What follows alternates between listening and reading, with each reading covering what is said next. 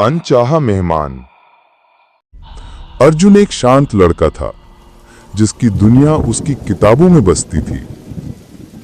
उस रात भी बाहर हल्की बारिश हो रही थी और कमरे में सिर्फ एक लैंप की पीली रोशनी थी।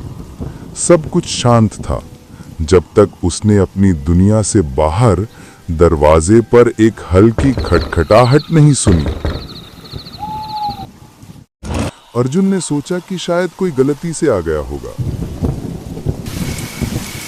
उसने दरवाजा खोला पर बाहर कोई नहीं था, सिर्फ गहरा अंधेरा और बारिश की बूंदें थीं। उसने ध्यान नहीं दिया और अंदर वापस आ गया।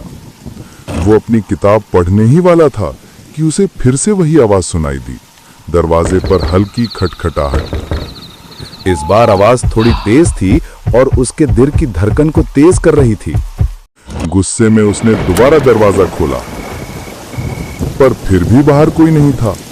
हवा में सिर्फ बारिश की नमी और एक अजीब सा सन्नाटा था। उसे नहीं पता था कि ये दरवाजा खोलना उसकी सबसे बड़ी गलती थी। वो वापस कमरे में आया तो हवा बदल चुकी थी।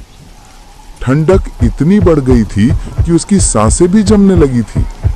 और तभी उसने वो आवाज सुनी, इस बार उसके ठीक पीछे से, एक हल्की धीमी सांस लेने की आवाज। उसने धीरे से पीछे मुड़कर देखा और जो उसने देखा उसने उसकी रूह कंपा दी।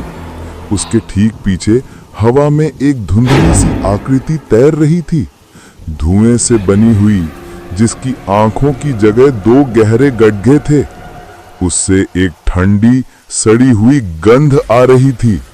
वो मेहमान अंदर आ चुका था। वो आकृति धीरे धीरे अर्जुन की तरफ बढ़ी। उससे एक दर्द भरी कराहने की आवाज आ रही थी। अर्जुन डर के मारे पत्थर की तरह जम गया था, हिल भी नहीं पा रहा था।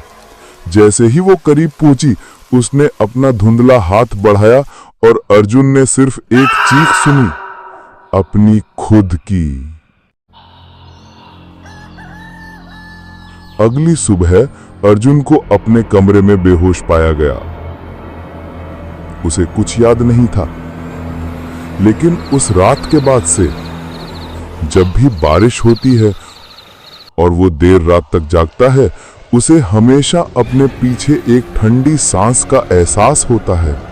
उसे लगता है कि वो मेहमान आज भी उसके आसपास ही कहीं है, इंतजार कर रहा है, इंतजार कर रहा है अगली रात की दस्तक का। अगर आपको हमारी हॉरर कहानियां अच्छी लगती हैं तो डरावनी रात को सब्सक्राइब करना ना भूलें, और चाहते हैं कि हमारी नई कहानियां आपके पास पहले पहुंचें तो बेल आइकन भी दबा दें।